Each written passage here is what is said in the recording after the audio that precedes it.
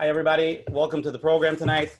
Tonight we have a very fun-filled, exciting program. It's going to be very exciting. We're looking forward. Tonight is going to be actually our 18th Shir Chai, and we're actually booked up until after Yom Tov, letting you know, Rabbi Lazer, because you came on. Everybody's jumping to come on the program.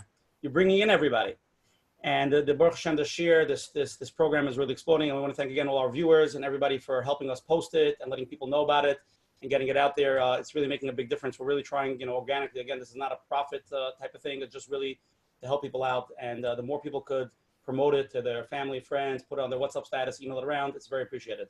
I want to first start off thanking our advertising sponsors this week, the Liquid Scoop, for always promoting us and putting it on their websites and pushing us strongly here in Lakewood.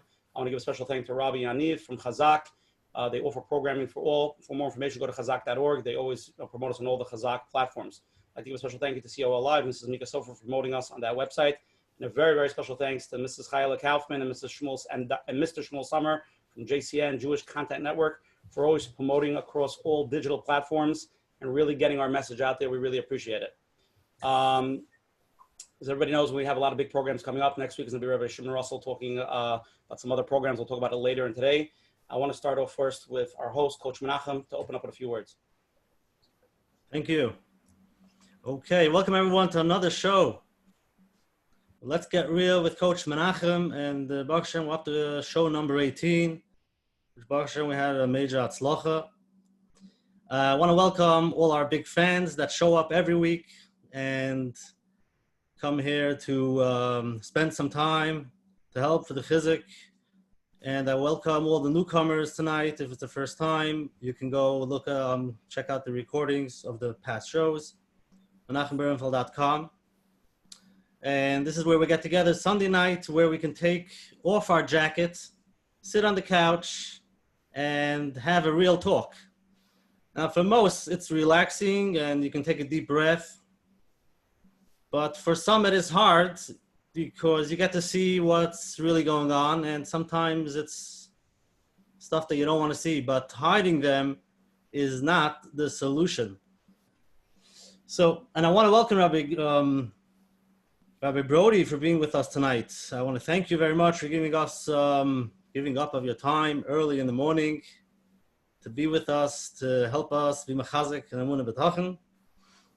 Tonight's topic, how to truly master Chaim Volozhin, the Segulah, in Ein Od Milvado. If you think about it, the concept brings ultimate peace. Now, the concept and logic, and this is really the reason why we're here in this world, to become closer to Hashem, to know Hashem. The question is, as usual, how do we start applying the concept? How do we start living? And this is a time-tested secret to inner peace, like Rabbi Lazer Brody says, and hopefully tonight we will get a glimpse. Now, that doesn't mean that we'll get everything to go our way with this. I don't think so. Rabbi Brody, you'll tell me if I'm wrong. But there are many people that are going through different challenges in their life, and going through a challenge, some people fall away and become weak. It's just very hard.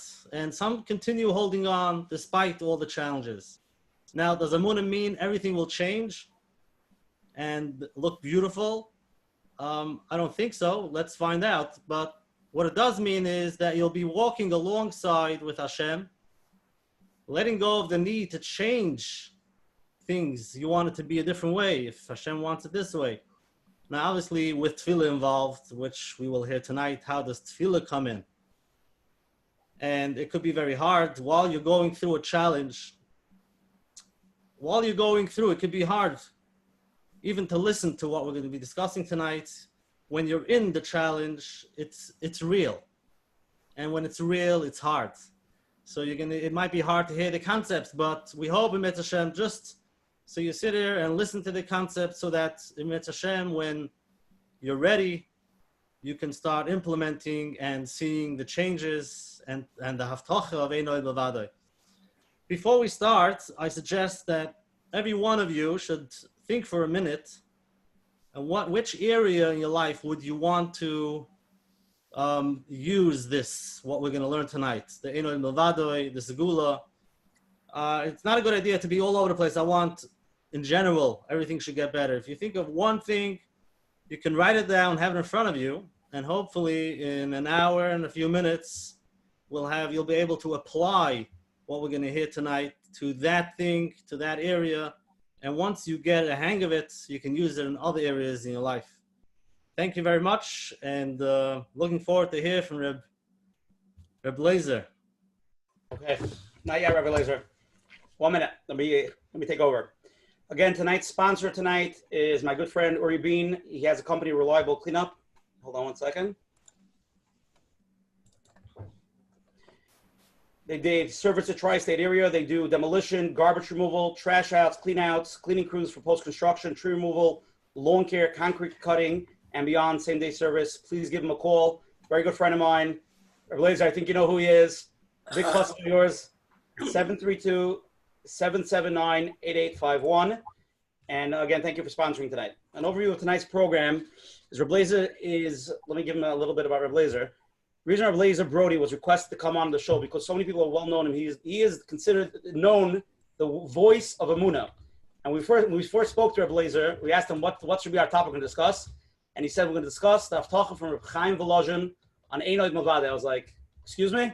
That doesn't sound so familiar. I'm a little bit confused. So I said, we'll discuss another program because I'm still confused. That's why he's here tonight. And we're really happy you're here. And Rabbi Brody came out with a new book. Actually, Menachem read it over the weekend, and I'll get more into it. It's called 3 Words of Emuna, and we'll get into it a little bit in the program. Let me read Rabbi Lazer's bio, and then we'll pass it over. Rabbi Lazer Brody, dubbed the voice of Emuna by Israel National Radio and former show host there. Rabbi Lazer Brody is an internationally acclaimed Mashpia Ruchni, author, lifeguard, and motivational speaker. A combat veteran of the IDF, he has a rich list of credentials that includes a degree in agriculture from the University of Maryland, rabbinical ordinance from Eish HaTorah Rabbinical Seminary in Jerusalem, and other prominent rabbinical authorities, as well as certifications in fitness training, health coaching, and holistic nutrition. Rabbi Brody is an author of many books, including, I think I just heard this one, 3 Words of Emuna, Old Isaac's Trail to Tranquility, The Path to Your Peak, and The Worry Worm for Children. He is the English translator of international bestseller Jewish book. I don't know if anybody ever read this book. I think the whole world read it, Garden of Emuna. He's best known in Hebrew as Nafshi Tamim. With an audience around the globe, he hosts the popular Emuna Beans blog at brodyhealth.net and the daily Emuna Beamcast at emunabeams.com. Rabbi Lazer, please open up. Thank you so much, Rabushi. Thank you, Rabbi Menachem, and welcome everybody. And I go through the boxes of the Zooms. I see a lot of friends, but I don't want to take up time. But consider it that I'm saying in America, it's good evening. Here in Eretz Yisrael, it's good morning. Saying good morning to every one of you and a blessing to every one of you. And I want to start out with one thing. This is the strongest thing in the world. The strongest thing in the world is Kiddush Hashem. Okay, so I just want to start out one thing where nobody in Klal Yisrael said thank you to Hashem.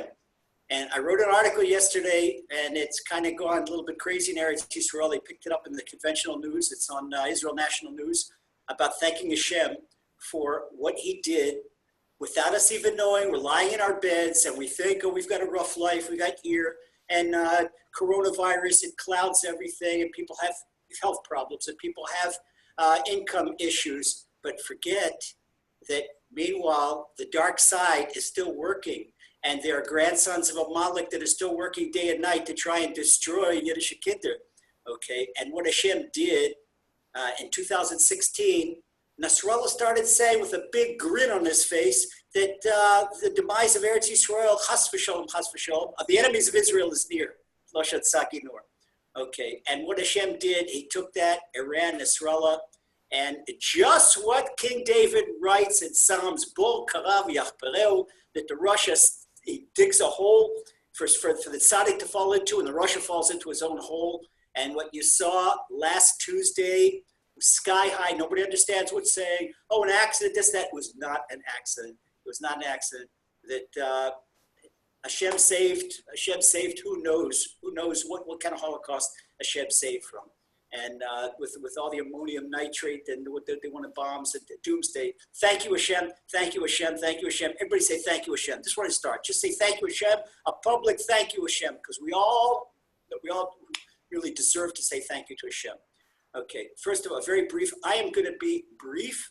I'm going to give a general idea of what we're speaking about, and then Rabushi and Rav Menachem will pick it up, and you can ask me questions, whatever you like, what we're speaking about, whatever's painful for you.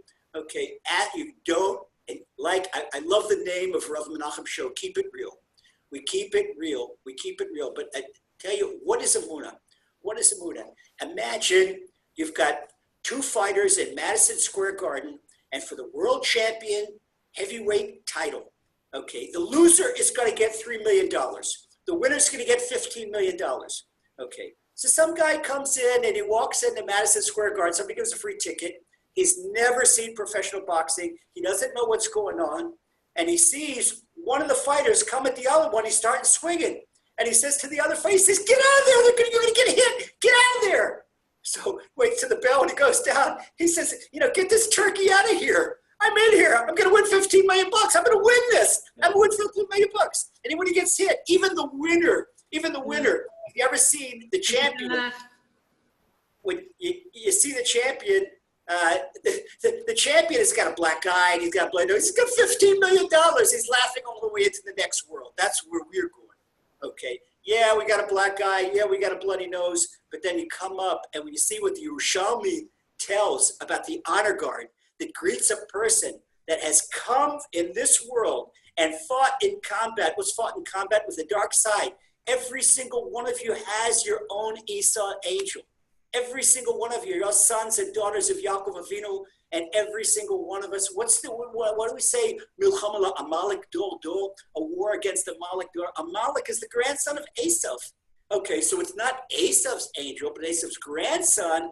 And the remez in Torah is that he's still there. Every one of us has our own Amalek. That's our own Yetzer Hara.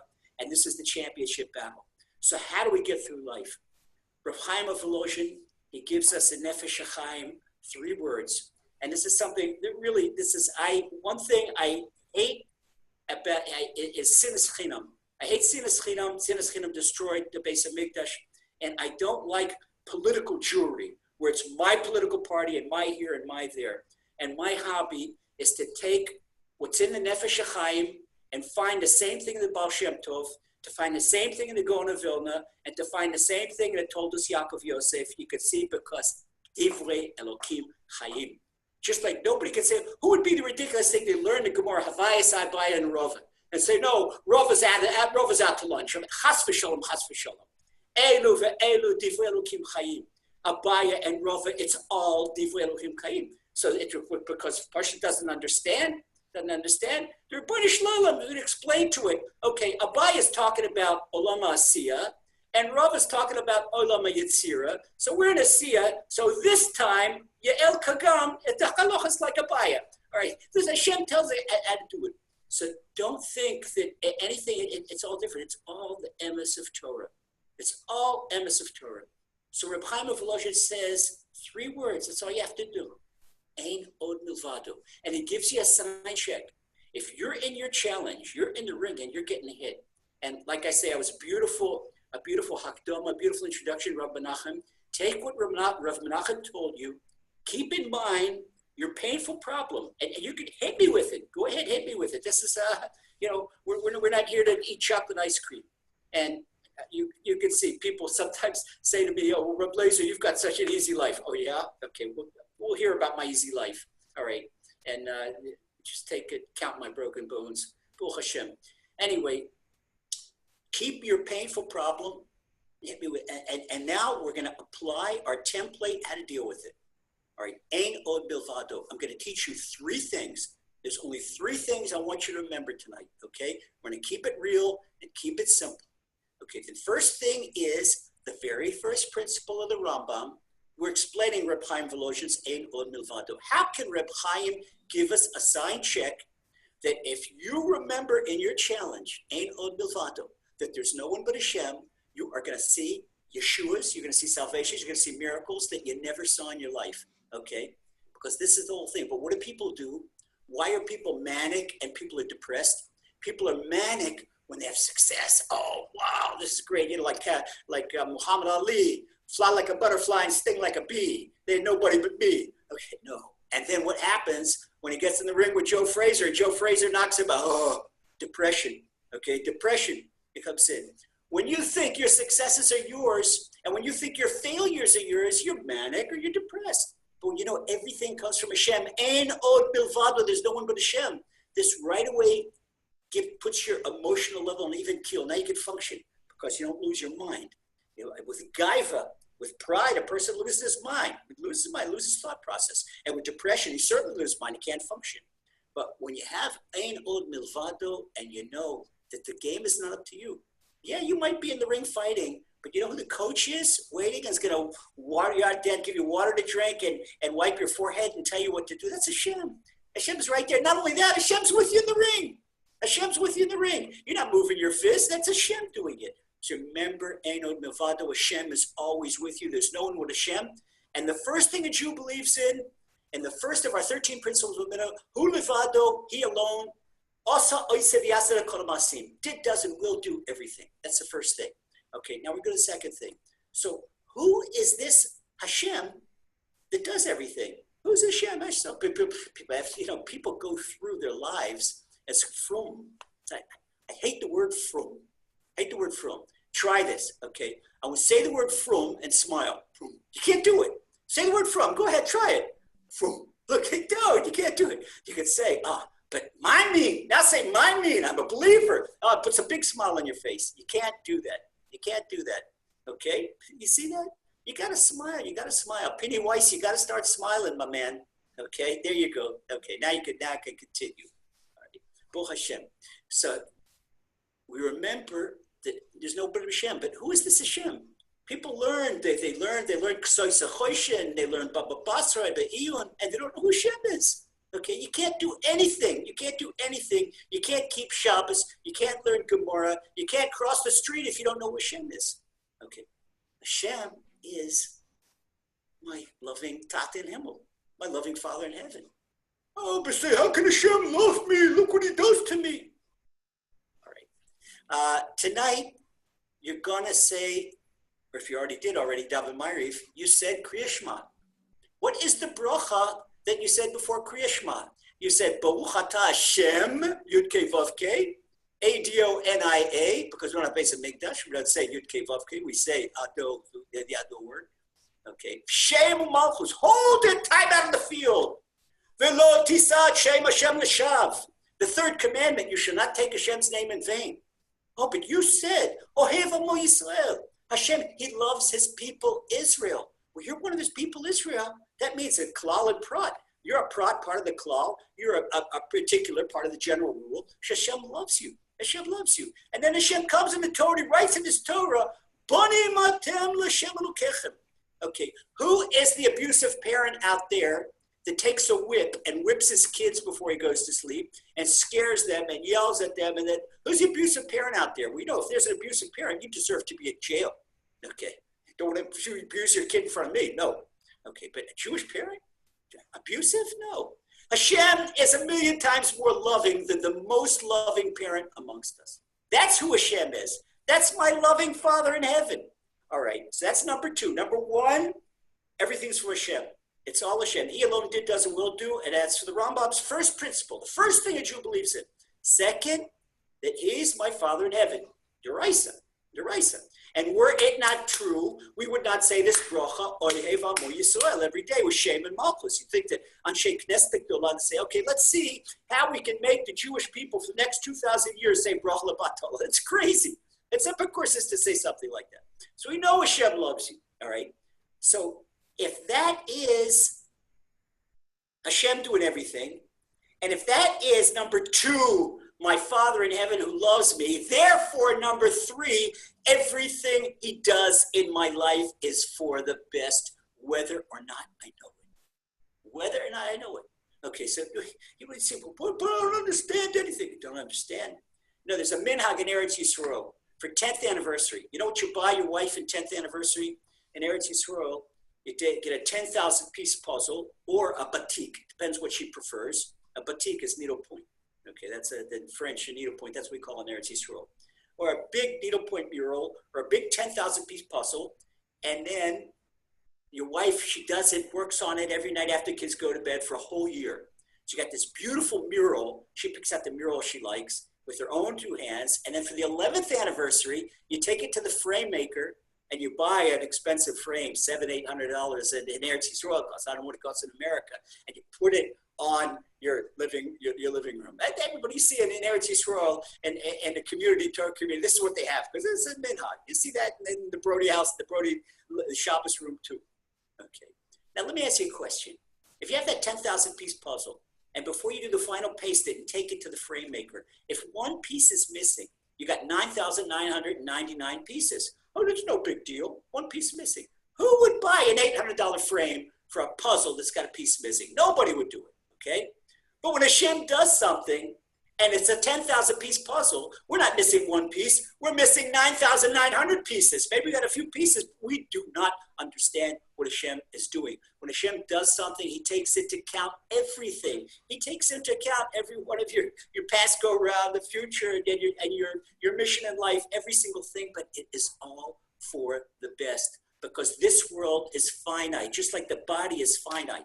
If a person is body oriented, yeah, sure, we have to stay in good shape. We certainly have to do it. Why do we have to stay in good shape? Why is it important to good shape? It's important to eat right because this body is designed to do mitzvahs. Okay, and if the body is broken down, it can't serve Hashem. That's why when I pray every day, and Rafa'inu, and ask for health. What ask for health? Ask for health. We live for you, Hashem. If I don't have health, I can't do what I do. I can't do your mitzvahs. I can't do my mission in life. So it's like a soldier asking the king. Soldier fights in the king's army. Oh, your majesty, can I have food? Can I have ammunition? Can I have a uniform? The king said, what are you asking for? Are you crazy? I need you to fight my war. Okay, this is the same thing with Hashem. Hashem needs us to fight a war. But if you're fighting your own war, oh, wait a second, my Bermuda vacation. Where is it in Torah? It says you need a Bermuda vacation. Or my new Mercedes. And where does it say that... I have to have a Mercedes. Maybe a Subaru's enough. I don't know, whatever. Thing is, when my orientation is to serve Hashem, then I get everything. Okay. But whatever Hashem is doing in my life is for the good of my tikkun, the good of my mission in life, the good of my soul correction life. And that's it. Now we take into, okay, if you go and you work out, and you go to trainer Penny Weiss, and you say, Penny, train me. Okay. It's going to hurt. It's going to hurt. Otherwise, if it doesn't hurt, it's not going to make any gain. If there's no pain, there's no gain. In order to make muscle, you have to break down muscle. You have to break down muscle fiber, and then it builds, it comes stronger. The same thing is with the neshama. Hashem wants us to learn Emuna. Nobody learned Emuna from eating chocolate ice cream. I'm sorry, because people walk around with a Hollywood mentality, and they want Disney World, and they want this, they want comfort zone. It doesn't work like that. It doesn't work like that. That's not part of being Jewish. And people throw in the towel. Now, what do you throw in a towel? Throw in a towel. When you throw in the towel, chas v'sholem, you're saying that it's all for my body. No, that's nothing. Forget about the body. Look forward, look past. And it's a pain. It makes you grow. Okay, it makes you grow. And you can see the pain. We all get hit. What do you think? Lazer looks at New York and my nose looks at Chicago. What? It's been broken a couple of times. Get hit. All right. All the time, the same blind side goes to this way. All right. Then that's just one part. But this is it. It's part of the turf. The important thing is when you could remember Ein Od Milvado in your challenge. You know what Hashem rewards you? The first reward right on the spot is a smile on your face. You see people that have a smile on their face no matter what. You know, so people like that no matter what's going on, they could say, hey, my brother, hey, my sister, how you feeling? That's good. That's it. And you say, yeah, it's difficult. Yes, there's unemployment. Yes, there's health challenges. Sure, this is, Eretz Yisrael. In Eretz Yisrael, the government said, we beat coronavirus. There was a week and a half of Hashem's chesed, Hashem's loving kindness, that Hashem knocked out. The government said, we beat it? Oh, yeah? So now Hashem showed them how good they are. And it is very, very difficult here in Eretz Yisrael right now with the health issue.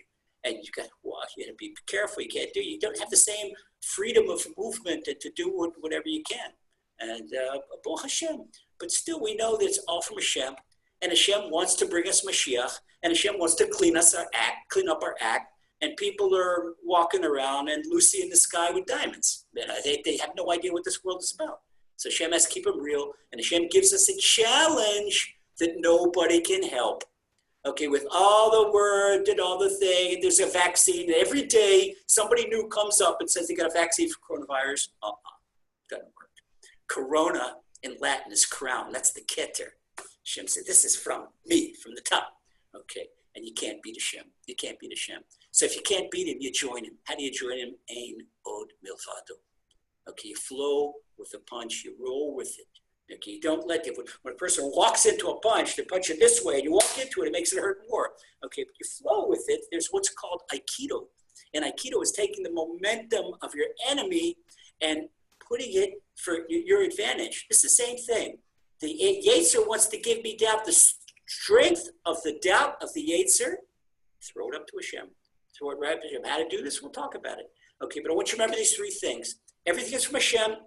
Hashem is our loving Father, that He loves us more than anything else. Therefore, everything is for the best. That's it. And this is the introduction. And I'm going to turn it back to Rav Menachem and to Ushi. Okay. And I don't want to take more time, but because I'm sure people have a lot of questions and this and that. Baruch Hashem. Go. Lazer, don't worry. We're gonna see if we can see if we're gonna hit you like if you could sting like a butterfly. I'm gonna come after you now. We got the three assignments. Okay, let's take a 2-minute break over here. We're going to take a little poll. We'll see everybody's holding. Again, everybody who's on the program, please open up your cameras. We want to ask Rabbi Lazer Brody questions. He put down the 3 basic assignments of Ein Od Milvado. And again, it obviously affects everybody's going through things in life and different challenges. Let's try to, ask him and be dynamic. Let's start with the polls. Okay, everybody, look at the poll questions. We are all on a journey of Emuna. How would you gauge yourself currently with Emuna? A, I am strong with my Emuna. B, I am learning and growing. C, I'm very bumpy road, struggling with my Emuna. And the final answer is, I'm lost in the forest. I'm not connected at all with Emuna. That's the first question. The follow-up question is, what do you do to strengthen yourself in Emuna? A, daven with kavanah, say Tehillim. B, speak to Hashem in my own words, in your own words. C, connect with rabbis, speeches, Torah learning, go to Zoom programs. Or D, I haven't figured out my way of connecting yet. Everybody can please vote. I'd like to get a little feeling from the crowd. Rabbi Lazer, you see the question? They're fantastic. They're fantastic. I mamash love this. And to see it. And people, first of all, I'm telling you, everybody is going to make unbelievable progress because the emistic answers. I'm looking at the way people are not saying, I'm right. No, we want emis. Let's get real. It is getting real. I love it. I love it. Okay. And you're all going to be blessed. And everybody's gonna leave here tonight with a smile on their face. That's guaranteed. Okay, guys, 3 more seconds. 3, 2, 1. End it. That's fine. Sure. Okay, everybody, these are the results. We are all on a journey with Emuna.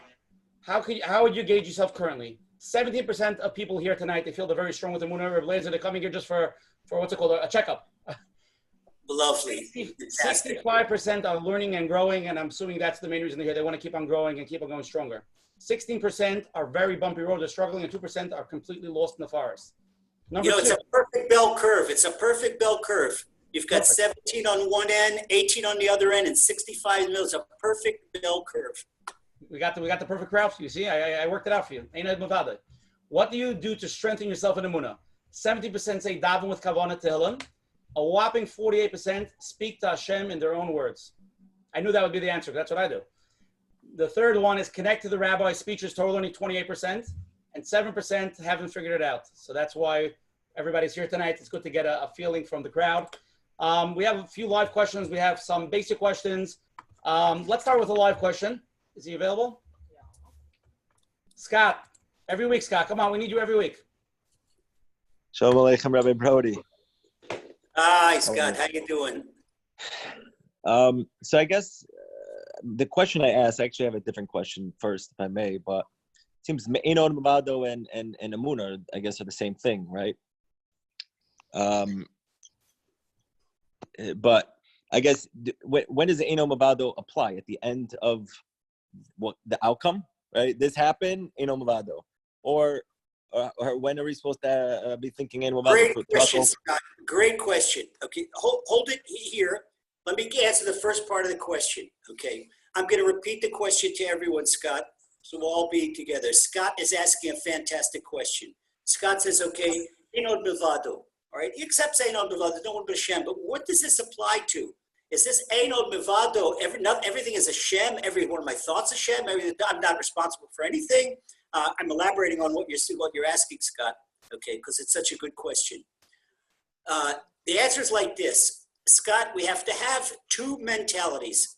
We have a mentality, l'ketchila mentality and a di'evet mentality. Okay, in other words, in Latin, it's called, in logic, the guys that go to law school call it a priority and a posteriori. I prefer l'ketchila and di'evet. Okay, before we do something, we know we have to use the brains that Hashem gave us. And we have to use our Torah brains, okay? Or the Magi, the Duvna Magi, they learned from the Gaon the difference between a wise man and a fool, okay? The Gaon has a perfect, I didn't see this directly in the Gaon. I learned this from the Duvna Magi. It sent me to the Gaon. The Gaon has a perfect malach about what's smart and what's dumb, okay? The more a person applies the wisdom of Torah to his thought process, the smarter he is. And the less, the dumber he is, okay? In other words, if a person takes his Hollywood and politics, and this is the way he makes a decision, he's not very smart, okay? So before we do something, we use the best tools we have, which of course is the Torah. We use our best tools, all right? Once we've done something, Jimmy the Greek in Las Vegas, the game is thrown. The outcome was done. Hashem decided whether we won or whether we lost. That's all up to Hashem. Okay, but before I do something, I'll give you an example. A young 18-year-old boy or girl is getting it for the driver's test. It's going to be test for the driver's license, okay? They have to do their very, very, very best to pass that driver's test. You have to learn the theory and then take enough driver's lessons and make sure that the instructor said they're ready for the test. But if in the test, they hit the pole and they flunked the test, that's Hashem did that. Well, they come up, how come Hashem hates me? How come Hashem made me flunk the test? No, Hashem loves you. Hashem knows that you might be good enough to drive in Lakewood, okay? But when you get on I-95 and that truck cuts you off, you're not going to be experienced enough to get out of that. So Hashem wants you to have another 6, 7, 8 driver's license. Now go back, and the second time you're going to pass. This is how it works, Scott. Do you understand? Before you do something, you make your best effort. Once it's done, then you put on your Emuna cap, Ein Od Milvado, and you have to know that it's all from Hashem. Got it. Very nice. Okay, now let me ask my real question. How does Ein Od Milvado reply in parenting? Ein Od Milvado applies in parenting. Okay, first of all, you don't rely on your own brain. You rely on Hashem, okay? And then you have to ask it, Hashem, let me do your will in raising this child. Now, you know that you've got child number 1, child number 2, child number 3. Each one is different, neshama. Okay, biologically, they're going to have yours and your Rebbitzins DNA, okay? But spiritually, you don't know what they're doing. They're completely different. And that's why King Solomon gives Hanoch Lanar Alpi Dalko. King Solomon, the wisest man that ever lived, says you educate a child according to the child's inclination. In other words, if you're a frustrated former football player and you made it on the high school team, but you didn't make it on the college team, and you certainly didn't make it in the NFL, and now you want to relive your life through your son, let him play football. No, he wants to play the violin. And a lot of parents do this. Okay, sure, we all want our kids to be scholars, but we encourage them. And if you could see, okay, you have your son, and he's not so into Tosfos, but he loves Midrashim. Let him read Midrashim. Let him have a love of Torah. No, but I want him to be a Rosh Hashiva and a Babad. They're going to be Tosfos and Tosfos. Back off. If you let him love his Midrashim, you let him love, he has a book, Kozu Chachamenu, about Midrashim for kids, and he's into this day and night. Okay, you break him on that, and he's going to be in the Netflix because you didn't let him do what he wanted, all right? In other words, we direct them into the general direction, but then let them go with the freedom of their neshama. And, our kids aren't horses that people want to break their kids. And people want that they think their kids are for their own personal covenant, okay? And it's not for your own personal prestige. We have these precious diamonds in our hands that Hashem gives us for safekeeping, okay? So say, Hashem, help me. It's your neshama. You know what that neshama needs to do. Help me, Hashem, that I should be able to enable this neshama to flourish. It's all with Hashem. It's all with Hashem. And then, Scott, once you're done with that, you can't be mechanech your kids. You have to be mechanech yourself. Because in expression English, if you don't live it, you can't give it, right? If I say, hey, Scott, I need, listen, for just till tomorrow morning, I'll pay you back in chocolates. Give me $100, okay? I'm short on cash. If you don't have $100 in your wallet, you can't loan me $100. Okay, so we make all kinds of demands, and kids, you got to be big, must meet him. And then the father's got his nose in the Wall Street Journal. Hey, Daddy, you must meet. What do you read with your coffee in the morning? The Wall Street Journal or Daf Yomi? By the way, Mazel Tov Daf Yomi. I'm waiting as soon as we finish before Shachris, but we do a Siyum, last blot, and Gemara Shabbos. So everybody in the Daf Yomi, Mazel Tov, we all finish. You got to wait till tomorrow morning. Already tomorrow. Okay, Baruch Hashem, look forward. But this is the mindset we have to go. That's the Ein Od Milvado when raising kids and doing whatever it is. Before you want to make a lot of money, you want to succeed in business, I don't care what you do. I don't care if you sell real estate. I don't care if you're a doctor. I don't care if you're a health professional. Whatever you do, before you see a client, before you see a customer, Hashem, help me succeed. Well, Hashem says, oh, you've asked me? How many of us are to kochi votzim yodi, the might of my right arm? And our gaiva gets in our way, our arrogance gets in our way, doesn't let us speak to Hashem. No, before you do, 3 seconds, Hashem, be with me. Hashem, help me. That's it. Your day is complete. Your transaction is different. Now you know that if you succeed, it's Hashem that helped you succeed. Why didn't you succeed? Because Hashem knew it's not good for you. It's not good for your tikkun. That the success is going to make you even more arrogant than before. So Hashem says, I want my beloved son, my beloved daughter to be arrogant. Okay? That you tell that before you put the challahs in the oven, Hashem, help us be successful. It doesn't matter what you're doing, whether you're cooking, whether you're baking, whether you're doing laundry, whether you're in business, whether you're learning. Hashem, help me understand the Torah. What are guys that get upset? They have to do that. You see a guy coming out of college, what's the matter? He's afraid to admit he doesn't know what's flying. You know why you don't know what's flying? Because you think it's you. Okay, you think, when you're Panovich, they said you were the Spitz, and it made you feel great. Now, Mr. Spitz, you don't understand anything. You know why? Because you never asked Hashem, help me understand my Torah. Hey, what do we say? Chachma bina v'das. What do we beg Hashem 3 times a day? Hashem gives Chachma bina v'das. And then comes the Beit Midrash. No, Hashem, you go back on the shelf, and it's all me. It's me. I'm the big man on the campus. I'm the big man in the Beit Midrash. I'm the big man in the Sifton Lakewood. No, you're not the big man in the Sifton Lakewood. You want to be the big man? You be the little man, because the little man is big. What's the little man? The little man is with a little ego. It's not me, it's Hashem. That's Ein Od Milvado when you're learning. That's Ein Od Milvado in yeshiva. That's Ein Od Milvado in koilel. But they teach all stuff. They don't teach Ein Od Milvado. They don't teach Emuna. You got to live. Emuna means to live your life with Hashem. Ani ma'amin. That's Emuna. Okay, the first thing, and people know all kinds of things by heart. How many people know the 13 principles of Emuna by heart? Oh, the Ashrei, okay. That's so important. You got to live it. It's got to flow in your blood. Lazer, we're getting tons of questions here. We got to move on. Go. Next one. Let's go. I want to try to get more people. Everybody wants to ask. Please text me. Let's get people on. I have a whole list over here. Scott, thank you very much. Avromi, put him on. Avrom. Good evening. I think part of my question may have been answered. I'm not sure. But my question anyway. I think sometimes I find that the small punches in life, something either drastic happens or a little happens. Like it's easier to say Ein Od Milvado.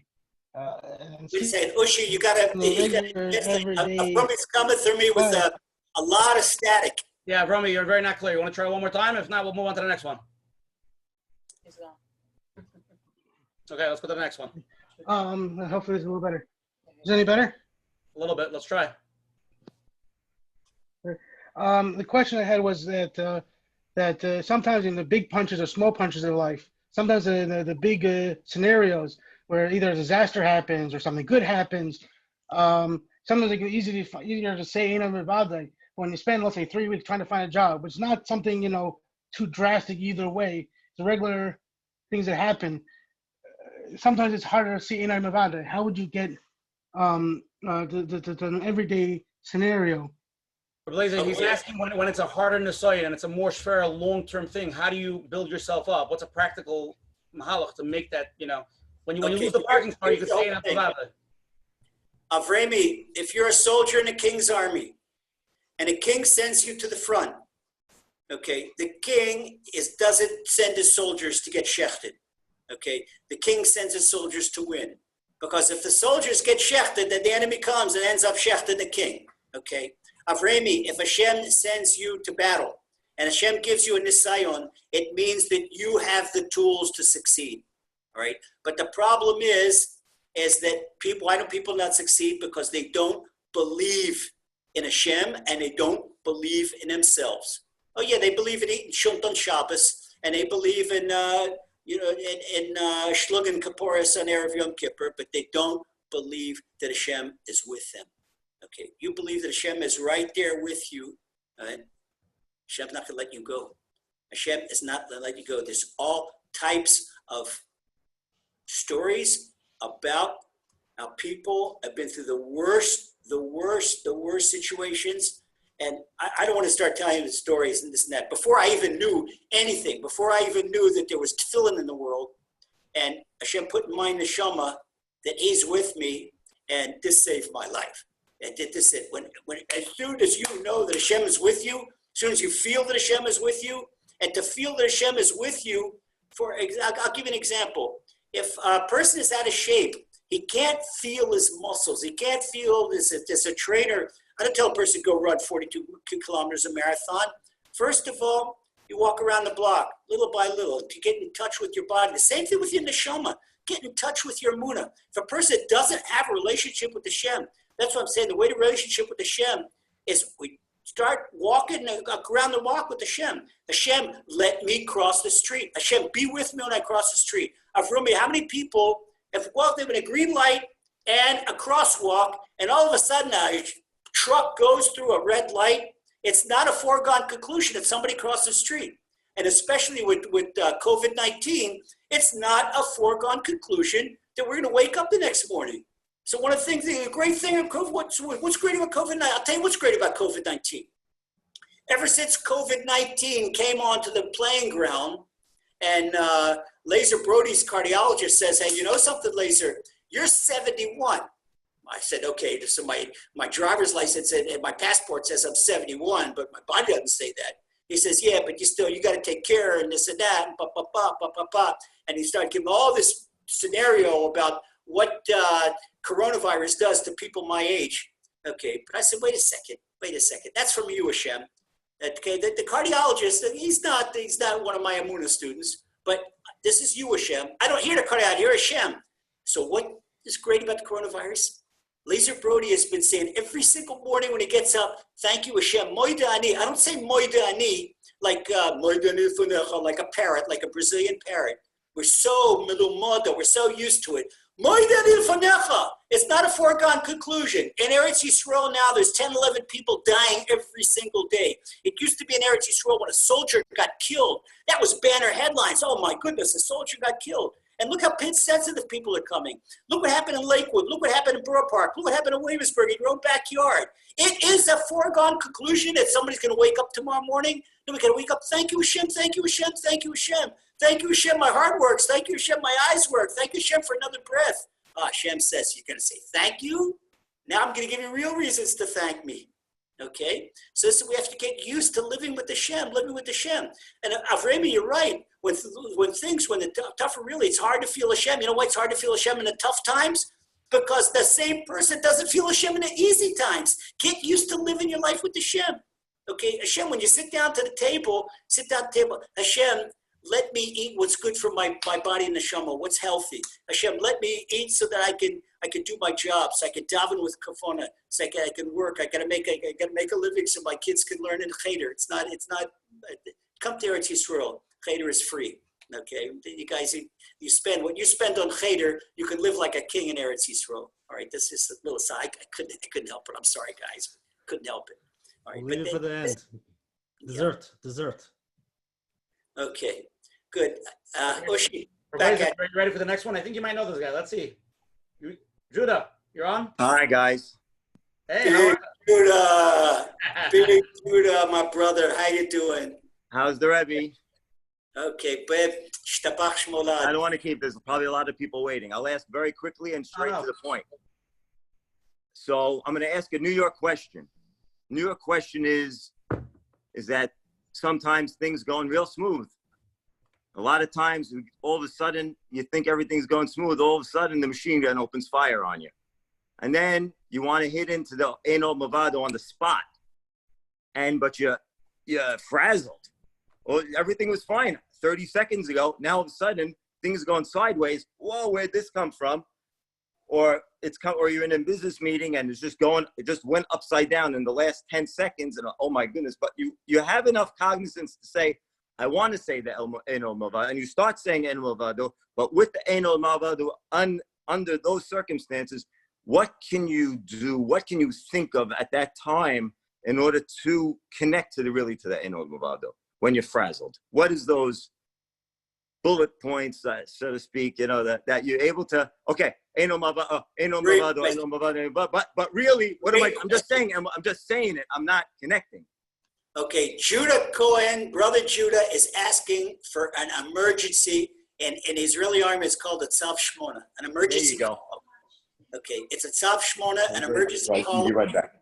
Okay, and when we're under fire, it's called, you're talking for an emergency strike. All right, this is life and death, this airstrike. What do you do in a life and death situation? Okay, I'm going to give you a discount. I'm going to take Ein Od Milvado and turn it to one word. Hashem! That's it. In your brain. Hashem, the silent scream.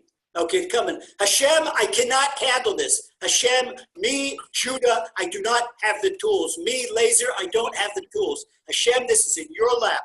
Okay? Ein Od. And King David did that. Biyodcha afkin uchi. Things got tough for him. He says, Hashem, I place my spirit, I place my neshama in your hands. I just can't handle it.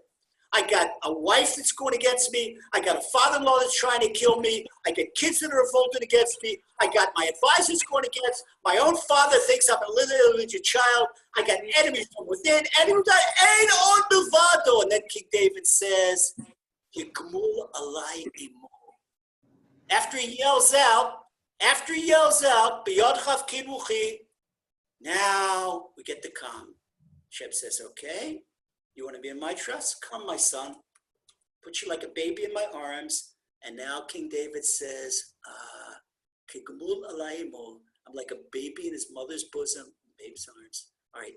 All you need to do, you can't remember Ein Od Milvado because you're under fire. You have machine gun fire. I hear it. In New York, machine guns, they're machine guns. Okay, they're different. They're just as strong as the Hamas and the Hezbollah machine guns, for sure. Okay.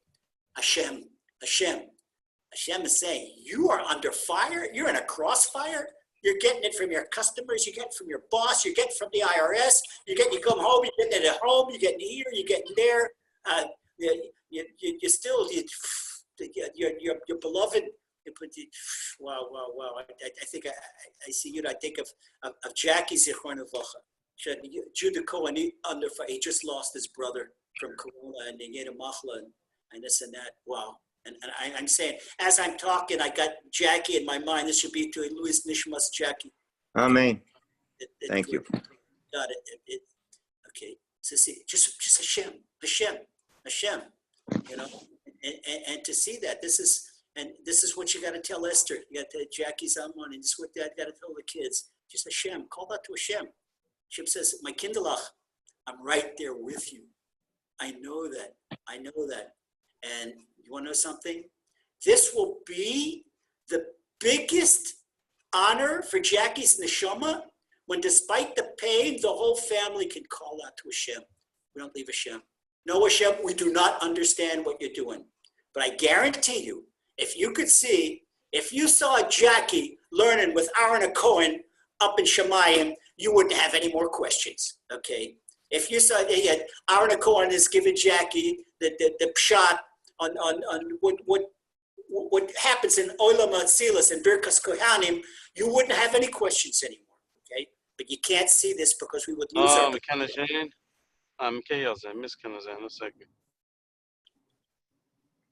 All right, continue. Baruch Hashem. Okay, Jude? Love you, baby. Okay, we have a few more questions. I'm going to jump in over here. Everything's going wrong tonight. Okay, actually, this question is actually geared to Coach Menachem and Rabbi Lazer. I don't know whoever wants to go first. If everything Hashem loves us so much, and Oyev Amo Yisrael and everything, the very basic question, where does tefillah have a place? If everything is from Hashem and Hashem runs the world and loves us, why should I daven? Okay. Davening does like this. Davening gives me the cognizance I'm nothing. Davening gives me the cognizance that I need Hashem for every breath.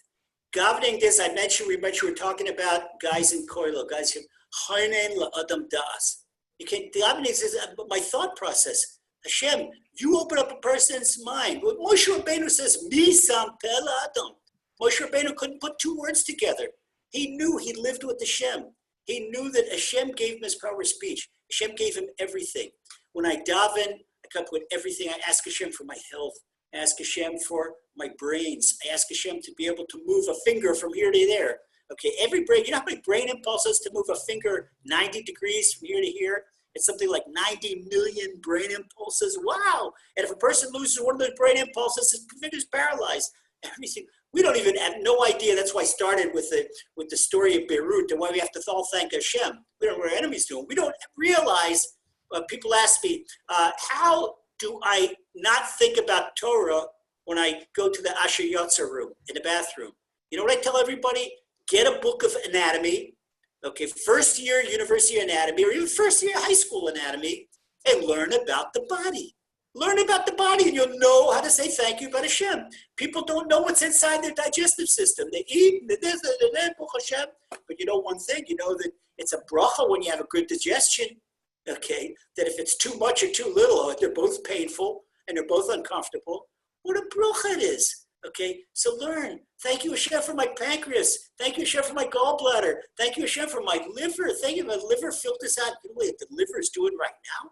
That all the terrible, terrible stuff in a person's bloodstream is getting filtered out through the liver. Thank you, Hashem, for my kidneys. Thank you, Hashem. Thank you, Hashem. Thank you, Hashem. That's living with Hashem. Okay, Yoshi, back at you. Here we go. You ready? This is the question of the night. This is why we're all gathered here tonight. You ready? Yep. Here's the question. If I do all the stuff that Rabbi Lazer Brody is talking about, Ein Od Milevado, and I believe in Hashem and I trust Hashem, will I get everything I want? Will my life be perfectly rosy? Is that the magic answer? Well, suppose, let me tell you something, okay? Particularly, did everybody ask that question? Or particularly, I like to, everybody, okay. Everybody. There's a line outside by the Lotto store right now, actually. Okay, consider this, it's a personal answer for you. I'm talking to you, there's nobody, it's just you and I, all right? Imagine I'm your tata. Okay, maybe I'm old enough to be a Zaidi, but I'm your tata. I got married grandchildren already. Okay, I'm your tata. Okay, and you say to me, Tata Lazer, I want chocolate toffee. Tata Lazer say, no, you're not going to have chocolate. I want chocolate toffee. You love chocolate toffee? I want chocolate toffee. I said, no, England, no, Maidele, you're not going to get it. Why? You hate me. What an abusive father you are. Oh, yeah? Let's see whose abusive father is. Okay. So somebody, the liberal modern father is going to give you all the chocolate toffee you need. 15 years down the road, you can have two holes. One in your pocket from the dentist and a great big hole in your mouth from the root canal. Okay? So some things people want and they don't get it. You dream, you're on Shidduchim, and you dream of this dream guy and dream girl. Hashem knows all about that guy and all about that girl that you don't know about, and Hashem knows you have a miserable life with it. And so all of a sudden you get turned down and you're devastated. The boy didn't turn you down, the girl didn't turn you down, Hashem turned you down. Or the shidduch gets ruined. Oh, the neighbor talked to me, Lashon Hara, I wanted so much this shidduch. Hashem didn't want it. It's not good for you.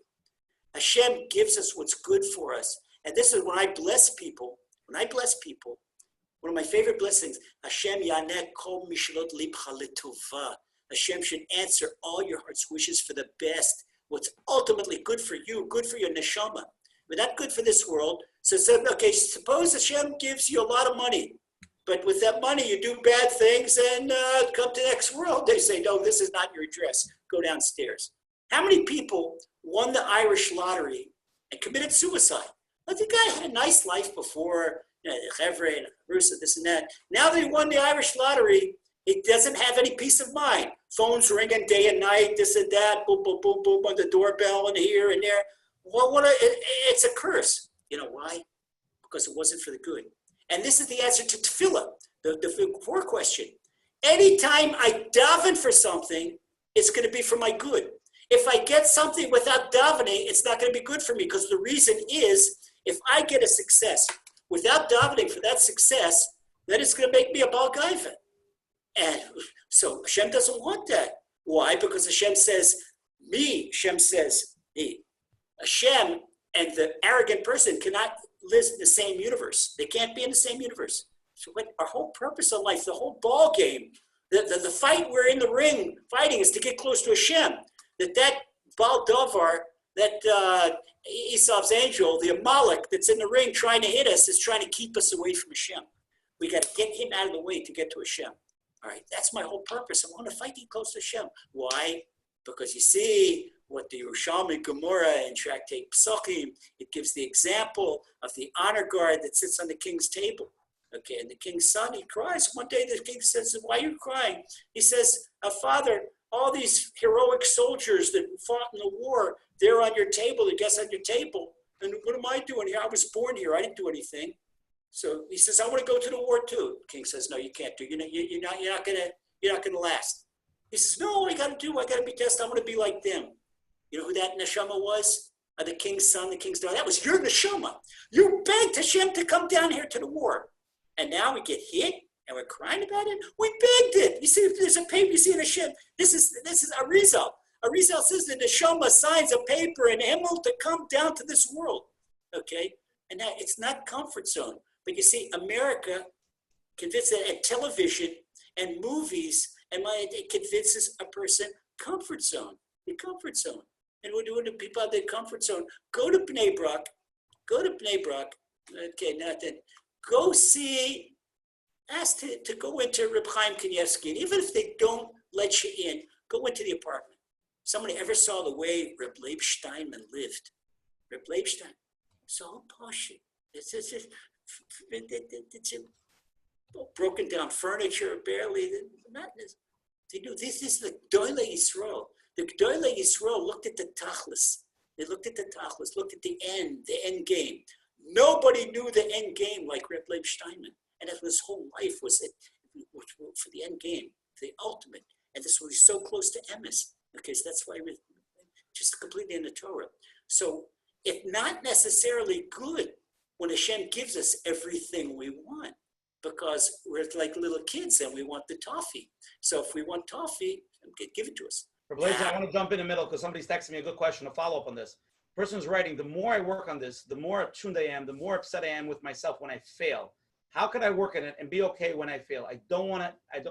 That's the question. Okay, here's the thing. I guarantee you, there is no bigger flunky on earth, no bigger failee on earth than Lazer Brody. The worst flunky on earth. Okay, I'll give you an example. When I learned at Eshet Torah, and I was a Baal Tshuva, I went to Eshet Torah, and Hashem opened up my eyes and on my second war, and I realized there's Hashem in the world. So now I'm looking for it, and I went into yeshiva. Okay, and I saw these guys. Eshet Torah is for American Bali Tshuvas in Eretz Yisrael, and the guys I learned with, and especially after my first couple of years of complete immersion Gemara, that went into their smicha program. The guys in the smicha program, they were on fire. The guys were CPAs and lawyers and this and that. I learned in Cal College. Okay, you get how to feed a chicken, how to milk a cow, how to plant an apple tree. This Lazer could teach you. These guys were brilliant. Okay, these guys were brilliant. And they hop things in one thing. I didn't know what's flying. I know it's flying. I remember in Ilga Shabbos, Shiat Mona Chazora, I cried. I learned that 101 times. Then finally, I thought I was going to flunk out. Got an 88 on the test. Anything below 80 in a Koil Hara, it's a flunk out. So you had all these guys, and when the smoke clears, look at it. Even Masu Aponim. Not that the stone that the builders threw away, he becomes the cornerstone. Same thing in the Army. In my unit, all these Rambo types, I was the weakest guy in the unit. I could do one thing wherever I went. Okay, the guys that were stronger in a bar fight, couldn't beat a single one of them. Not a single one of them. Anything, they were all big, tough guys. And not me. Not me. I grew up a kid. When I was a little kid, I was obese and I was asthmatic and I had everything. But Baruch Hashem, the one thing that nobody beat me in, and that was desire. That was desire. You just could not break Lazer. Couldn't break. Just keep on going, and get hit and the nose is broken. This and that. I think people say, well, I mentioned in the beginning, people say you got an easy life. I get an easy life. Okay. If you would look and see me in the gym, and maybe you can ask Pennywise. Pennywise been with me in the gym. Okay. I'll show you protruding bones from my hand here. Look at this. Push it to the wrist. I want to bring Penny on soon. I want to discuss a little physical versus Emuna being healthy. I want to get down to that in a few minutes. I want to bring Penny on one-on-one. Okay, Baruch Hashem, I'm walking around with broken ribs. You see the nose is broken, that's it. Collarbone is broken. And okay, I don't know how many broken fingers and broken toes, and keep on going. And it can't be healed, keep on going. Can't believe I got atrial fibrillation. They gave me 2 heart surgeries, didn't do anything. 2 electric shocks, electrocardiogram, didn't do anything. Okay, I'm still walking, working out, this and that. I'm not lifting heavy metal anymore. Okay, no heavy metal, but I can do stuff. I can get down and push-ups, sit-ups, run. Lazer, I'm getting a lot more questions. We have a lot of live people. Fire away. We got to keep on going. I want to get to everybody tonight. Okay, Miriam, you're on. Menachem, jump in. We want you, Menachem. Where are you? Sleeping. Miriam, are you on? Ask Camille. Wait 1 more minute. Hi. Okay. Yes. You're on. Hello, hi. Hi. My wife wants to what's the Emunah pshut on Ein Od Milvado. We say if my son is not a Shomer Shabbos, and what's the Ein Od Milvado on it? Okay, can I grab it? Lazer, before you answer that, because I have a few more questions, I'm going to elaborate. A few questions came in before the year that people that have, how do you say Ein Od Milvado when you have a child that's completely not from, and also physically and mentally, forget about from God, also deteriorating. How do you take such a big sign like that? It's actually also part of next week's share a little bit. We'll talk about the Ein Od Milvado part. How do we infuse that for the chizik part to get through it? Okay, so wait a second. Be more, the question is a little broad. It's all over the court. Ushi, give me more direct. Okay, people have children that are not from and also physically Stop right there. Kid not from. Wait a second. That not from is one thing. Physical challenge is not something from. else. Okay? What do you want me? I don't want to give a shot as answer. Okay, are we talking kids off the derech or kids with physical challenges? Okay, off the derech. Off the derech. Off the derech. Okay. Yeah. Okay, 25. 25. First of all,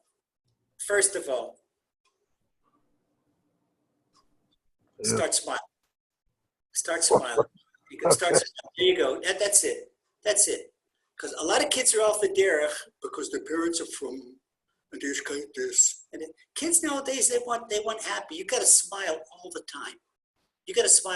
time. And the first thing you got to tell your child, whoever he is that I love you unconditionally. And just like you got your own life and you got your own tikkun, they have their own life. And I want to tell you something. There are thousands and thousands and thousands of kids, especially, I don't want to say about which sector, this and that, they come in from homes and go off the derech, and people go crazy, this and that. I'm going to hit you with something.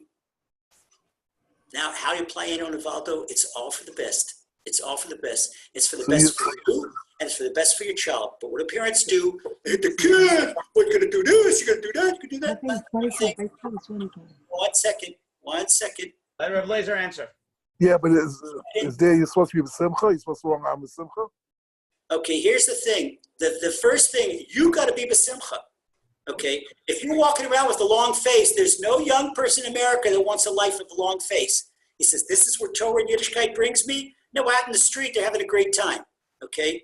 And then you come home and yell at the kid, how can I keep it Shabbat? No. First of all, you have to do one thing. If you see that you're having a great life, and if you have good shalom bayis and you smile at your wife and your wife smiles at you, your kid is going to want a piece of the action because everybody's looking for happiness. All right, the number one thing, and people don't like to admit it, they like to put the blame on other people. They put the blame on the child. Wait a second, look in the mirror. Like we said, child education before, okay, you can't give it. And if you want to give your child Emuna, you got to have Emuna. So how do you bring a child back? You don't bring him back. You bring yourself back. Hashem, how do I make tshuva? Hashem has given me that. You see that? You right away go back to frown. Don't frown. Smile. Don't stop smiling. Don't stop smiling. The Rambam says, Adam nif'al al pi pulosai. When you keep smiling, it becomes habituary.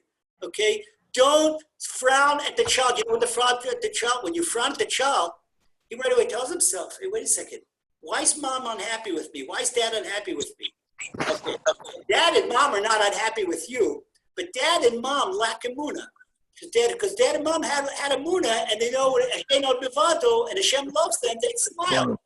But since they don't have Emuna, they can't teach their child Emuna. So therefore, to bring a child off the derech, you can't bring him back in on the derech. You have to bring ourselves back in the derech. And this works. This works, but people's gaiva gets in the way. No, the kid's not bad. You got bad friends, got this. Get the frown off your face. Who wants to go to a parent like that? No, I don't want to be a parent like that. Okay, you want to give. Okay, you want to back at your friend. Mom, you know what your child's favorite food is? Okay, he's off the derech. All right, so he loves your hamburgers and onions. All right, you go get that Segulah, go to Judah Cohen and get this fancy roll and get some pizza time pizza. This is his favorite food. Feed with that. Give him pizza time pizza. All right, let him know this is for you. Oh, wait a second, what's going on here? Mom and Dad, I knew that. I tried to get Mom and Dad angry. I turned on the light last Shabbos. The kid tells himself, pizza. They really love me. They really love me. This is what you got to do all the time. Don't stop smiling. It's pikuach nefesh that you got to smile. It's pikuach nefesh. Get one of those surgery things, you know, one of those Botox. Yeah, right. By the way, next week. This is the topic next week. Where Shimon Russell's coming on. We're gonna have a whole session just for this. I'm just letting you know. So we'll discuss it more in detail. We don't need it. We don't need another session. Another session. Okay. Okay, ready for the next question? I just want to jump in. There are many people who are having a hard time with step number 2. You're telling them that everything is from Hashem, and Hashem is the loving Father. Where does someone start the relationship with Hashem to really feel and believe? You're talking about people who feel that maybe they did some averis, maybe they failed. The relationship is not so. Some of us went off the derech. The Baal Shem Tov says. In fact, the Maggid says about the Baal Shem Tov. The Maggid says about himself. Alevai. This is the Maggid of Mezrich. The Baal Shem Tov's number 1 student. He says, Alevai. I should love the biggest tzaddik like the Baal Shem Tov loves the biggest Russia.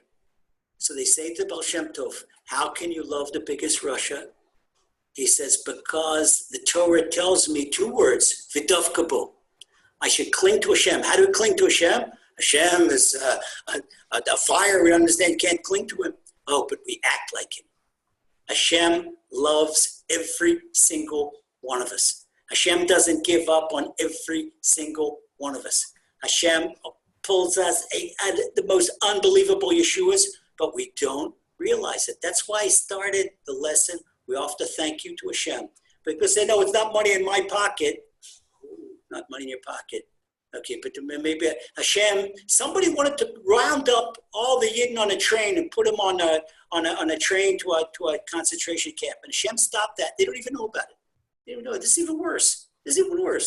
Hashem does things every single day. If we say the Gemara in Brachos talks about how one of the Amoraim, he wanted to see the mazikim. He wanted to see germs and he wanted to see mazikim. And he did things to open. He went crazy. He couldn't see that there's so many things that, and ambushing a person, Hashem is saving us every minute of the day. You have to know one thing. Hashem loves you unconditionally. This is a basic tenet of Emuna. Hashem loves you unconditionally. And the people blame Hashem. No, you have to understand that Torah is really, okay, the Ramchal talks about reward and punishment in the first chapter of Derech Hashem. But if you read the Ramchal carefully, the Ramchal is more talking about cause and effect. Cause and effect. And we see this all through the Gemara. Okay, Hashem says, look, okay, if you take the Torah and apply the Torah to your life, you have a good life. But what happens is we have difficulties to bring us back on the path. Hashem gives us difficulties to bring us close to Him. It's for our own good. And when you think there was no bigger Baal Avera in the world than Lazer Brody on the other side. I don't know Hashem. No bigger Baal Avera. No, okay. Hashem has patience. Come back, my son. Come back, my son. Come back, my son. All right. And I put one war, and what Hashem did for me, miracles, reinforced concrete, didn't understand. And all types of arms that don't even go into it. Then a second war, and after the second war, after so many wake-up calls, and bring me to the brink. I mean, the brink. Okay, there's now 30 seconds left to live. All right. And then when Hashem doesn't give up on us. Hashem doesn't give up on us, and it doesn't matter who you are and what you are. And there's an advantage about being a Baal Avera, because if you take a person who is the worst Baal Avera and he gets close to Hashem, it makes a magnificent Kiddush Hashem. You couldn't have become a Baal Avera if Hashem did not let you become a Baal Avera. Hashem is some old bubby in Shemayim that can't do anything against you. No, Hashem is powerless against you. No, Hashem let you do that because Hashem wanted you to bring for the tikkun of your neshama. Hashem wanted you to go down to a real low place, and then He uplift you. So this is, I don't want to talk Kabbalah, but it's uplifting all the sparks that you bring down. This is Geula. For a person who's down low, this is great. And the same thing with an off the person derech, okay? Your kid comes off the bridge. Now he's going to get his own Emuna. Okay, what he got from inheritance from his parents, that's not enough. He had to build his own Emuna, It's all for the best. It's all for Hashem. And Hashem loves you. You have to know Hashem loves me. Hashem loves me. Hashem loves me. And you have to say it to yourself until you believe it. And there's something very easy. Hashem, show me how you love me. If you don't think Hashem loves you, you don't know anything about your heart and your lungs. Put your hand on your heart. You know how your heart works? Yeah, I want to buy a Red Bull. I'm a little tired. Okay, let's go, Rabbi Lazer. I want to buy a Red Bull. Ready? Okay. Rabbi Lazer, you ready for the next one? Sorry, you got cut off over there in the middle. No, go ahead. That's okay. Hey, Moshe, you're on. Okay. I have a question. The Rav said that just because we want something and we have Emuna, we're going to get something, doesn't mean we're going to get it because it may not be good for us. So how does tefillah work with that? How do we daven for something? It may not be good for us. Are we just supposed to be davening for general things, or when we cross the street, should we be davening that we should get to the other side? Maybe it's not good for us. Maybe we shouldn't be crossing the street. Oh, no. Here's the thing. If you don't get to the other side, then you can't serve Hashem. Moshe, you got it. It's very easy. And Rafa'enu, Hashem, give me my 420 years. Give my Rebbe's and her 420 years. Hashem, let us, we can serve you to the fullest. all right? But what about that job? Should I be davening that let's say I go for interview for a job. Should I be davening that I should get that job? Maybe that job's not good for me. This, you let Hashem do it, okay? You say, okay, you use, Moshe, you use your best sechel. You got to use your sechel, all right? Now, if you're going to, you're going to be interviewed to be a bank robber, okay, that's against Torah. That's against Torah. In other words, if somebody, is going to interview for a company to do Ponzi schemes, that's against Torah. Robin Hood is not, he's a hero in England by the Goyim. He's not a hero by the Torah because you don't rob from the rich to give to the poor. Okay, so we have to daven that whatever we're doing, if we're in business, if we're teaching, whatever we're doing, then we got to do it according to Hashem's will, according to Torah. Hashem, help me succeed in whatever I'm doing. Hashem, this is my ishtadlis. I have kids in cheder. I have to have Shabbos. Hashem knows. Eventually, you're going to have married kids. Moshe got my blessing. Then everybody had my blessing. They should marry your kids with keys to apartments in Eretz Yisrael and no debts at all. Amen. Okay? Amen. There you go. Menachem, he's got it. The sky was open. I didn't hear everybody else yell out on me. Okay. Moshe, you should have yelled out on me. I said it. Okay. Lay it on your platter. Lay it on a platter for you. Okay. Here's the thing. Is you believe. You go for Hashem and you don't nitpick in everything. You have to know that I'm trying my best according to my understanding to do Hashem's will. And if you do this, and this is your kavanah, you're going to have much bigger chances of succeeding. All right? And like I say, you're not going to daven for chocolate toffee because it's not good for you. Right, but I should be davening for that job, or I should be davening that I should get a good job. Not necessarily this one, a more general tefillah. You say, Hashem, it looks to me like this job will be good for me. If it's good for me, let it happen. All right? So you're davening for a job, but meanwhile, there's an abusive boss there, and Hashem knows that.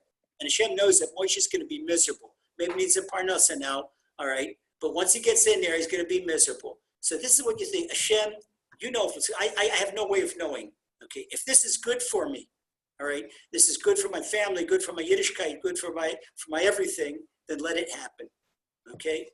And like everything, Hashem, this is good for me. But crossing the street, that's certainly good for you. Getting the shul on time, that's certainly good for you. Keeping Shabbos, that's certainly good for you. Okay? One thing before your Friday afternoon. Hashem, there's so many things that can flub up on Shabbos. Hashem, help me keep Shabbos properly. Hashem, help me that I shouldn't forget any halacha. Hashem, help me keep Shabbos. Okay? Hashem, that there shouldn't be a michshol, a shoichet when he takes a knife. And he davens. Hashem, it shouldn't be a michshol, a cipher when he takes a pen. And before he writes, Hashem, help me, it shouldn't be a michshol. Okay? I shouldn't mess up myself and I shouldn't mess up anybody else. And I certainly shouldn't go against Torah. So you go like that, you're going to be successful, Moshe. You got my blessing, you can be successful. All right, Rabbi Lazer, Jeremy's next. Let's go.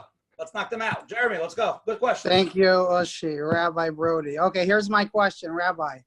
I want to get your opinion on something. I'm just going to give you a quick background, okay? The past 3 weeks, this is our 18th session. The past 3 weeks have strongly focused on Emuna Bitachon, and it has people going. We're very curious. You'll see at the end of my question, but I'll venture to say that we as a community, we don't have these things so strong, these values. We need a lot of chizuk at Emuna Bitachon. But I want to tell you something that my father said, and I want to ask your opinion on it and how to deal with it. So my father recently, he's 50 plus, he started reading Chovos Halvavos. He learns it with his father. He learns it with the community. He has the whole thing highlighted. And obvious Emuna Bitachon is very valuable.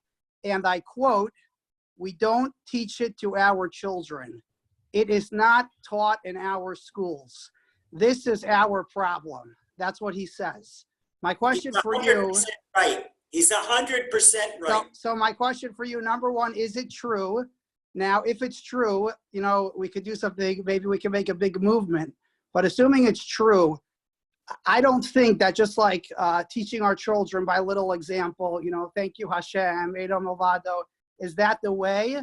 Or what else would you tell parents to instill in their children Emunah and Bitachon, assuming that the schools are not doing it?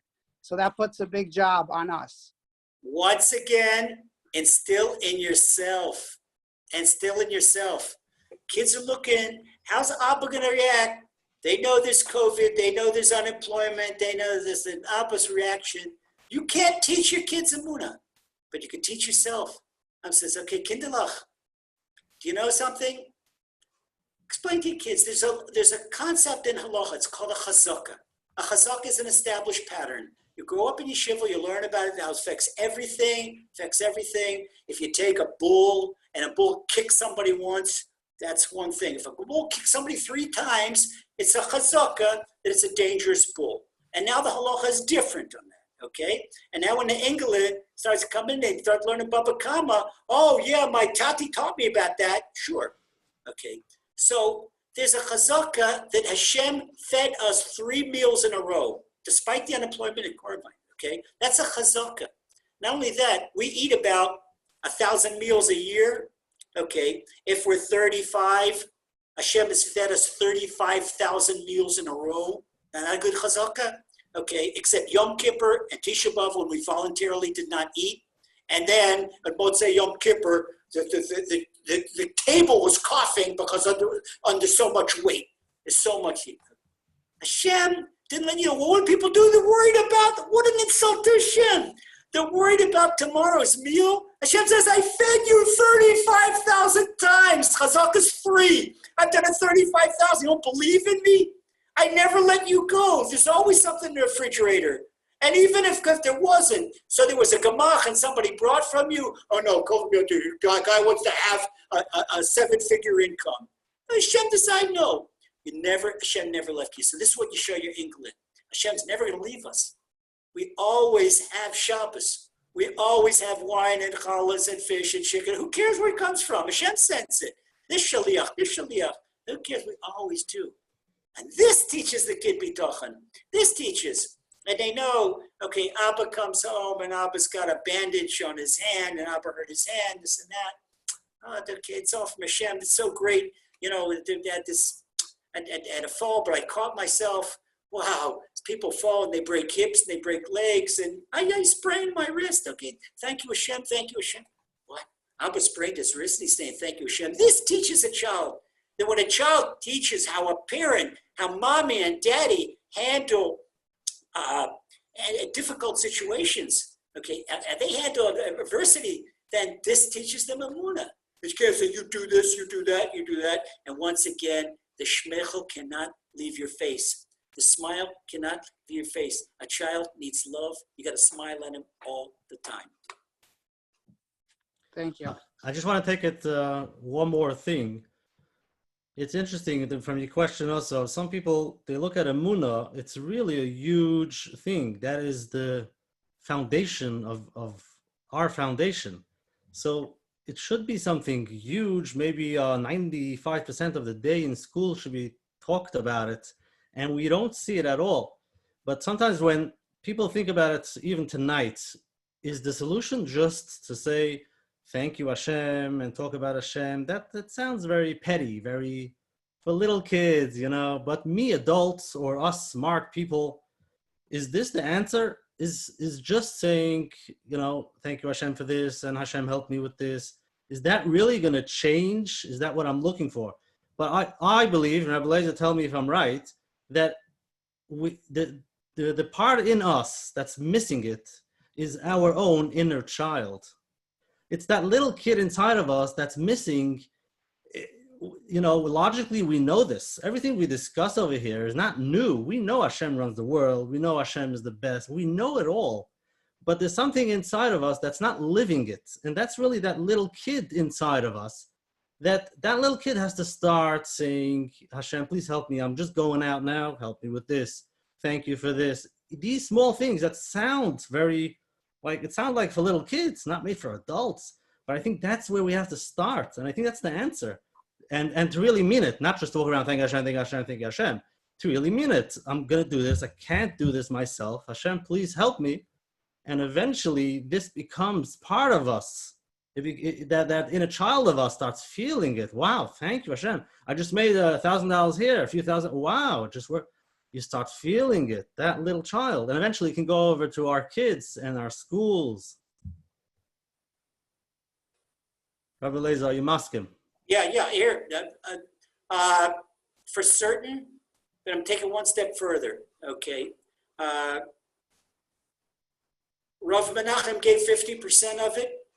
In other words, most people are on the level, they learn how to use Negovasar when they were little kids, okay? And they started saying Moide Ani in nursery school. So they still say at age 30, Moide Ani in the morning with the same kavona that they said when they were 4, okay? Moide Ani fanecha, I can teach a Brazilian parrot to say Moide Ani. Okay, same thing, but that's not worth much, all right? The Arizal says, so Menachem is 100% right about the little kid, but then the Arizal goes a step further. He talks about this. This is the Arizal. The Arizal says now he becomes the wise guy Bocher, okay? And the wise guy Bocher, and that's why so many Bocherim are off the derech, okay? What's the anatomy of a Bocher that falls out of yeshiva? And now this is a Holocaust going on with Corona in New York and in Eretz Yisrael, that all the Rosh Yeshivas are yelling about it, this and that, because yeshivas are closed. And 40% of the guys will learn wherever they are. They're learning at home, they're learning in capsules, what we call it capsulot in Eretz Yisrael, small groups, and this and that, okay? But a bunch of guys, like all the guys that were in yeshiva for a shidduch, or for a name, or because mommy and daddy wanted them to be, that this, all the low lishma guys, they're all falling off, they're all weak. Okay, here's the thing. They're dependent on their own brain, and their own brain, their own desire. Hashem didn't come into it. Now, what happens with Emuna? Emuna, it looks like a little kid. It looks like, oh, I'm saying, oh, Hashem, he's with me. Ein Od Milvado. When I really focus on Ein Od Milvado, and I know the Arizal says, Tachlis, I'll say it in Hebrew and I'll translate it. The Arizal writes, Tachlis Yediyah Shelo Nida. And it's a Chaim. He writes, the epitome of knowledge is knowing that we know nothing. Okay, so as soon as I know nothing, and I know that Hashem knows everything, I plug into Hashem's knowledge. Okay, so even you might be the big man on the campus. Okay, you might have a 130 IQ. Woo, that's the top 0.4 percentile, 99.6, you're better, 99.6, you're smarter than 99.6% of the population. No, but you're still limited, okay? Because you've got 130 IQ, some other goin is gonna come along with a 132 IQ and wipe the floor with, no. But when you're connected with the Shem, and this is Gedolei Yisrael, when you're connected with the Shem, unlimited IQ, how could the Gaon of Vilna, anybody learn physics? The Gaon, in physics, if you learn physics, there's Kramer's law. You know who Kramer is? Kramer's the Gaon of Vilna. Okay. The Gaon, he knew physics. The Gaon never studied science books. He knew this from Torah. He knew geometry from Sukkah, Chet Omen Aleph and Chet Omen Beis. He knew everything. He knew the secrets of the whole universe from Gemara Rosh Hashanah. The Gaon knew every secret in the universe is still there because he knew he was in the Gaon function. What made him a Gaon? Divine wisdom. This is the Arizal. The Arizal says that when a person plugs into divine wisdom, he becomes much, much smarter. That's where the insight of Emuna, it sounds a little kiddish, yes, a little kiddish. But when I really internalize it, and I know that I could do nothing without Hashem. I know that every thought process comes from Hashem. Everything comes from Hashem. Ooh, okay, you're with me, Hashem says. And now you'll see, you'll get insights, you'll get nuances, you'll get chidushim into the business world, into the Torah world. Everything you do, you will do better. Everything you do, you'll do better. And it's satisfying. You can see, you can handle your difficult situations in life. Because I remember difficult situations, they're part of my tachlis. I can't grow without them. I cannot get close to Hashem. Okay, look, nobody had a more difficult life than David HaMelech.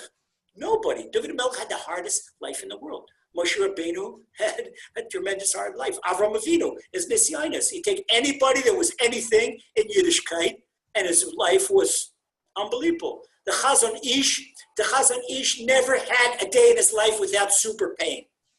The Chazon Ish, he had such excruciating headaches that he had to learn by lying on his side, put his head on his head. You see this, the pose of the Chazon Ish, take a picture like this. Why was the Chazon Ish like this? Because he had this particular way that he held his hand, his head we wouldn't get a headache. Chazon Ish! Who would believe that the Chazon Ish suffered from his whole body was broken, He'd go one by one, Chazon Ish.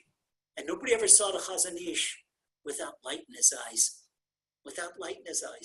Like this. Maybe he didn't smile, but he had this illuminated eyes, which was bigger than any warm smile. This is Chazon Ish.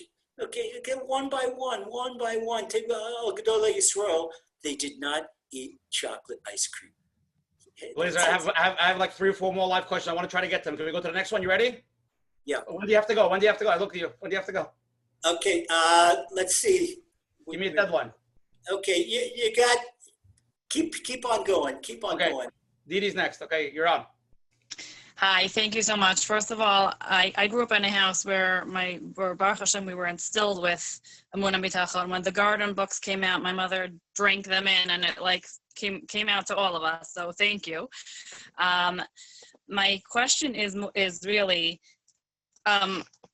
we know in our mind that everything is from Hashem, and that whatever happens is because Hashem wants, right? And that's what the Rav had said. How do we look at it though? As a parent, I'm dealing with my kids fighting. I mean, my kids never fight. Not my kids. I'm talking about my neighbor. But when they're fighting like cats and dogs, and trying to stay calm, trying to do my best in parenting, I'm supposed to look at this and say, Hashem, this is good because this is what you want. You want them fighting right now. You want them tearing each other apart right now. Like, is that how we're supposed to look at the this is what Hashem wants, so this is good. It's very, very hard to have. It's like that conflicting feeling of like, I know this is the best thing, and I know this is what Hashem wants, but I know this is not what Hashem wants. How old are the kids? Ranging from 8 years and down. 8 years on down. Okay. First of all, and how many are they? How many kids? Yeah.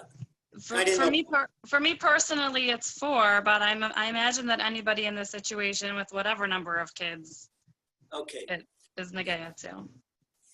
All right, to give you a quick, first of all, ask Hashem to help you be the shaliach to fulfill the needs of each one of the kids. Now, second thing, first aid. Try and give 1 hour of personal attention to each one of the kids. Every week. 1 hour. Many parents do not do this, okay? And kids are frustrated, kids here, kids there. And we teach the kids, okay, they all get their chance, they all know. In every child, you don't have to be the democracy, the same rule for the kids. No, one plays a musical instrument and one has a baseball bat, and not necessarily the same thing. Chanoch lanal al pi darko. Ask Hashem to help you guide, to fulfill. Usually fighting, when kids fight, they're vying, and they're vying for parents' attention. They're vying for their own space. Give them their own space. Let them develop. Know that you can explain to the kids that Avrami, he's got his likes, his path in life, and Miriam, she's got her path in life. You're not competing with one another. Rather than competing with one another, help one another. So they're fighting for the same toy. Okay, they should have her things, and they have their things, and it's a chance to teach them not to be jealous. Because why are we jealous? The thing, Emuna, one of the big things of Emuna is happy with a lot in life. Sameach b'chelko. And we try to teach Sameach b'chelko. And what we do is, the only way to teach kids Sameach b'chelko is we have private time with each one of the kids. You can't teach the kids like a class, because that way you can't get to the kids' neshama. So usually when kids fight, they've got some kind of chesser in their neshama. And this mom and dad, I say that dad with the boys, mom with the girls, and got to be, and say, don't have time with the business, don't have time with the chavrusa, don't have time with this. Okay, the business is important, the chavrusa is important. What about the neshama of your kids? All right. So if you don't give them the time, then they're going to be all over the place. Okay. Rabbi Lazer, you ready for the next one? Here we go. Dina, you're on. Hi. So is it possible that Hashem would want me to, like, with things that are, that you would think that like are personal strengths that you have to work on, like eating healthy or going to bed on time or being organized, is it possible that Hashem would not want a person to be able to accomplish those things? It is possible that Hashem will delay this because depending on our individual tikkun, you see, one thing that Rabbi Zadina, Hashem wants to bring you close to him. And he knows that what he brings, what he uses to bring Rabbi Zadina close to him, it's not good for Rabbi Miriam, Rabbi Sarah. Okay, so if he gives it to you on a platter, then what do people give? To get things easy, they take Hashem like a Hanukkah lachter and put him back on the shelf till next Hanukkah. Hashem doesn't want that. Hashem wants you to live. What's good for your neshama is that you live your life with Hashem. Okay, so every meal, Hashem, help me eat healthy. Hashem, help me get to bed at night, whether you do or not. But Hashem, do it. But I know it's constant. I know I can't get to bed without Hashem's help. Okay, I know that I've got this taiva to eat croissants and chocolate eclairs, but it's not good for me. It's not the proper choice. I got to eat a tomato and a cucumber. All right, Hashem, be with. And this is, Hashem is giving you what you need to live with Hashem. But ultimately, Hashem's going to give you what's good for you. All right, but not necessarily easy, because if it doesn't bring you close to him, then he's not going to give it to you. All right, so if by giving you your heart's wishes, you come close and you stay close, yeah, you're going to get it. You're going to get it. Okay? Pushy, weiter. Right there. Okay, there's a few people texting similar questions. I'm going to ask it very simple. Why do we find that bad things happen to good people and bad things happen and bad people have good life? Tzadik v'raloi, Russia. Oh, wow. Old question. Wow. People are asking it. It's a good question. Wow. The Gemara in Shabbos tells that. Woo! Did you turn Daf Yomi? The Gemara has been answering that. The whole last two prakim in the Gemara been answering that. The Gemara in Avodah Zorah gives a wonderful answer on Daf Avodah Zorah Daf Amud Aleph. The Gemara says like this. It says that they ask one of the meaning. Okay, when an atheist, he came up to Rabbi Shua ben Chananya, and he said, "How come Hashem gives?" Asks the same question. Good people, good. So Hashem says to him that the people get their good lives here. They're getting paid. These are Rishonim. These are wicked people. And they're not going to have anything left for the next world. But the good people, they have difficulty here. So Hashem can give them an eternality of good. All right, this answer right out of the Gemara. Right out of the Gemara. Do not be jealous of somebody that's driving a big Cadillac and that's got all this money and this and that. First of all, you don't know if the Cadillac is leased or not. And you don't know if maybe the guy doesn't have shalom bayis. Maybe the guy's paying alimony to 6 ex-wives. You don't know. You don't know what's going on the other person's plate. Some people are jealous and they think, you don't know, maybe that person that you're jealous of, oh, it looks so great. I know I had something, a woman came to me, why does this woman have everything and she's got this wonderful thing? And she didn't know that woman. She was superficially. The other woman dressed, got a lot of money, this and that. And the first woman that was jealous, she's got healthy kids. That other woman, she's got 2 special needs kids. Okay, 1 Downs and 1 autistic. And she didn't know that. I said, you didn't know that? Look, you don't know. When you look at someone else, you have no idea what's going on behind another person's closed doors. Okay, so don't make judgments and do not look at another person, because Hashem gives each neshama what it needs for its tikkun. Okay, and to say someone has a good life, someone has a bad life, you don't know what's going on. You don't know what you think is a good life. Okay, Hashem gives you what you need for your soul correction. Okay, Ushi, one more. We also have the closing. So should we just go to the closing? No, Rabbi Lazer, Rabbi Brody. One more question and close, because I got to make it to. I daven every morning. We've got a couple of minutes. Last few weeks we have everybody's from Eretz Yisrael. So we got to change the time. We got to get an extra hour. Right. Maybe. It's 6:45 in the morning. I got my regular minion with the Melissa ribbon. Okay, we have a really special minion. What do you want to say? Maybe you can show us step by step something from your life experience of share with the audience of how you use the Ein Od Milvado and how you continue going. Let's get real, Rabbi Brody. Okay. Recent, future, past. Okay, I'll take recent, future. I'm going to go into the. People like to hear the Army stories. I don't like to go there because it sends me back to things that. 4 years ago, I was 67 years old. 4 years ago, I was working out, and I would work out for an hour a day because I'm also was a trainer, and I would train, and I was still doing hand-to-hand combat and Krav Maga. And I went out to do a sprint, and I ran a sprint. It would be, for people my age, the world's record was like 13.67 seconds for 100 meters for 67 years old. Okay, I ran that 100 meters 1 second off the world's record from my age, 14.7, 1.03 seconds. There was a little problem. I stopped running, but my heart didn't.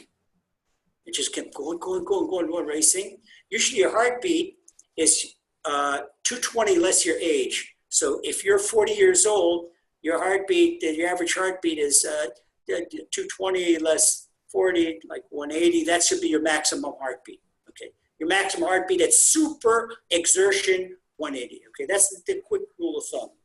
All right, so my heartbeat was like up at 220 and just would not stop, lost its brakes. Okay, what had happened is that you have your heart is like an engine, and what fires the atrial nerves is spark plugs. Okay, spark plugs, that's atrial fibrillation. Okay, so it misfired. I threw my heart into misfiring. Okay, so right away, boom, into the hospital, here, there. Make a long story short. Okay, you take somebody that's really active, and now they say, that's it. You get your wings clipped. Okay, what was it doing? I was very much, and this is a vidui. I'm doing a vidui in public. Okay, I was too much into the body side of it.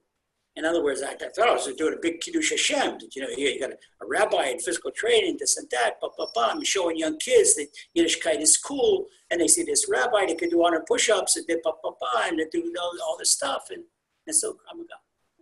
Hashem didn't want.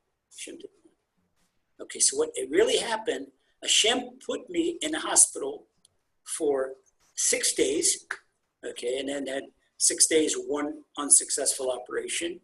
Didn't do it. I still have the same thing. Okay, so one thing, they put me all kinds of medications.